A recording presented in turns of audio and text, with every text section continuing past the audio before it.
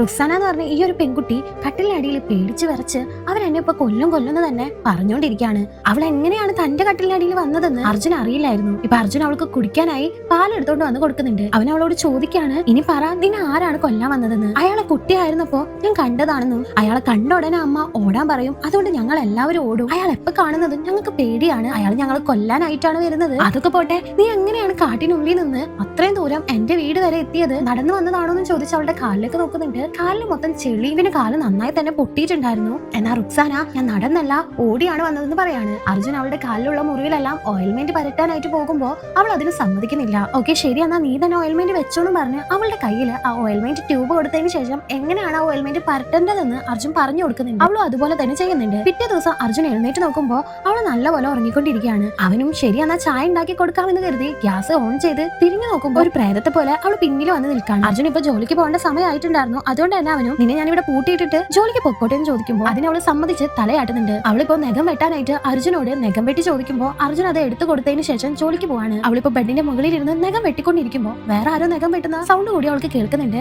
എന്താണെന്ന് നോക്കാൻ വേണ്ടി അവൾ പോകുമ്പോൾ ജനൽ നന്നായി തന്നെ കാറ്റിൽ ആടുന്നുണ്ടായിരുന്നു. അത് അവൾ അടച്ച് തിരിച്ചാ ഒരു ബെഡിനടുത്തേക്ക് വരുമ്പോൾ അവളുടെ രൂപത്തിലുള്ള അതേ ഒരു രൂപം അവിടെ കട്ടിലിൽ ഇരുന്ന് നഖം വെട്ടുന്നതായിട്ട് അവൾ കാണുന്നുണ്ട്. അത് കണ്ട് അവൾ അവൾക്ക് ഷോക്ക് ആവാണ്. പേടിച്ചു പോയ ആ ഒരു പെണ്ണും ബാത്റൂമിൽ പോയി ലോക്ക് ചെയ്തതിനു ശേഷം പൈപ്പ് തുറന്നു വിടുന്നുണ്ട്. പെട്ടെന്ന് അടുത്ത് തന്നെ ഒരു പ്രേതം പോലെ അവളുടെ അമ്മയുടെ രൂപം പ്രത്യക്ഷപ്പെടാണ്. അതുകൊണ്ട് തന്നെ ഒരുപാട് പേടിച്ചു പോയ അവളും ഭയങ്കരമായിട്ട് ഒച്ച ഉണ്ടാക്കി അവളുടെ തല വെള്ളത്തിൽ മുക്കി പിടിക്കുന്നുണ്ട്. അർജുൻ ജോലി കഴിഞ്ഞ് തിരിച്ചു വന്നപ്പോൾ അവൾക്ക് വേണ്ടി ഡ്രസ്സ് വാങ്ങിക്കൊണ്ട് വരുന്നുണ്ട്. അവൾ ആ ഒരു ഡ്രസ്സ് മാറ്റിയതിനു ശേഷം അർജുൻ അവിടെ ഇരുന്ന് ടി വി കാണുന്നുണ്ടായിരുന്നു. അവന്റെ അടുത്ത് വന്നിരിക്കുകയാണ്. ഇവൾക്ക് ടി വി എന്ന് വെച്ചാൽ എന്താണെന്ന് പോലും അറിയില്ലായിരുന്നു. ഫസ്റ്റ് ടൈം ആണ് ഇങ്ങനത്തെ ഒരു സംഭവം കാണുന്നത് തന്നെ. അതുകൊണ്ട് തന്നെ ഭയങ്കര ആശ്ചര്യത്തോടുകൂടി അവൾ അത് നോക്കിക്കൊണ്ടിരിക്കുകയാണ്. അർജുൻ ഇപ്പൊ അവളോട് നിനക്ക് വേണ്ടി ഞാൻ ഒരു ഹോസ്റ്റൽ റൂം നോക്കിയിട്ടുണ്ടെന്നും അവിടെ പോയി താമസിച്ചോളാനായിട്ടും പറയുന്നുണ്ട്. രാവിലെ മുതൽ ഫുഡൊന്നും കഴിക്കാതെ ഇരിക്കല്ലേ, ഇന്നാ ഇത് കഴിക്കുന്നു പറഞ്ഞ് അവൾക്ക് നേരെ ഒരു ഫുഡ് എടുത്ത് നീട്ടും. എനിക്കൊന്നും വേണ്ടാന്ന് പറഞ്ഞ് അവൾ അവിടെ നിന്ന് കഴിക്കാതെ ഓടിപ്പോയി കട്ടിലിനടിയിൽ കിടന്ന് കരഞ്ഞോണ്ടേ ഇരിക്കുകയാണ്. അർജുൻ അവിടേക്ക് വന്നിട്ട് എന്ത് പറ്റി, എന്തിനാണ് ഇങ്ങനെ കരയുന്നത്, എന്താ ഫുഡ് കഴിക്കാത്തതെന്നൊക്കെ ചോദിക്കുമ്പോൾ എനിക്ക് ഭയങ്കരമായിട്ട് പേടിയാവുന്നു, നീ എന്നെ എവിടെയും കൊണ്ടാക്കല്ലേ, ഞാൻ ഇവിടെ തന്നെ നിന്നോളാമെന്ന് കരഞ്ഞോണ്ട് പറയാണ്. എന്നാൽ അർജുൻ അവന്റെ അച്ഛനും അമ്മയും ഇത് അറിഞ്ഞിട്ടുണ്ടെങ്കിൽ പ്രശ്നമാവും, എനിക്കത് നാണക്കേടാണ്, ഇങ്ങനെ ഒരു പെൺകുട്ടി എന്റെ കൂടെ താമസിക്കുന്നുണ്ടെന്ന് പറഞ്ഞാൽ അതെങ്ങനെ ശരിയാവും എന്ന് മനസ്സിലാക്കുമെന്ന് പറഞ്ഞ് അവൾ പറഞ്ഞ് മനസ്സിലാപ്പിക്കാനായിട്ട് നോക്കുന്നുണ്ട്. അവൾ എന്നാ ഞാൻ ആരും കാണാതെ ഇവിടെ നിന്നോളാം, അതിനുള്ള വിദ്യയൊക്കെ എനിക്ക് എന്റെ അമ്മ പഠിപ്പിച്ചു തന്നിട്ടുണ്ട്, നിനക്ക് എന്നെ കൊണ്ട് ഒരു പ്രശ്നം ഉണ്ടാവില്ല എന്ന് പറഞ്ഞ് വീണ്ടും കെഞ്ചാണ്.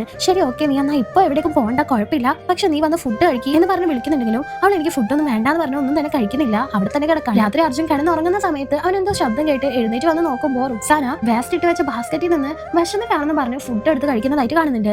അവനും വിശക്കുന്നുണ്ടെങ്കിൽ ഫ്രിഡ്ജിൽ നിന്നാണ് ഫുഡ് എടുത്ത് കഴിക്കേണ്ടത്, വേസ്റ്റ് എല്ലാം എടുത്ത് കഴിക്കേണ്ടതെന്ന് പറഞ്ഞ് ഫ്രിഡ്ജിൽ നിന്ന് ഫുഡ് എടുത്ത് അവൾക്ക് വിളമ്പി കൊടുക്കുന്നുണ്ട്. അവൾക്ക് നല്ല വിശപ്പുള്ളതുകൊണ്ട് തന്നെ ഇനിയും ഇടുന്ന് പറഞ്ഞുകൊണ്ടിരിക്കുന്നതുകൊണ്ട് അവൻ ആ ഒരു പ്ലേറ്റിൽ ഉണ്ടായിരുന്ന ഫുഡ് മുഴുവൻ അവൾക്ക് ഇട്ട് കൊടുക്കാണ്. പിന്നീട് എന്ത് സംഭവിച്ചു എന്ന് അറിയാനായിട്ട് ഈ ഒരു മൂവിയുടെ ഫുൾ പാർട്ട് കാണാൻ താഴെയുള്ള പ്ലേ ബട്ടൺ ഒന്ന് ക്ലിക്ക് ചെയ്താൽ മതി.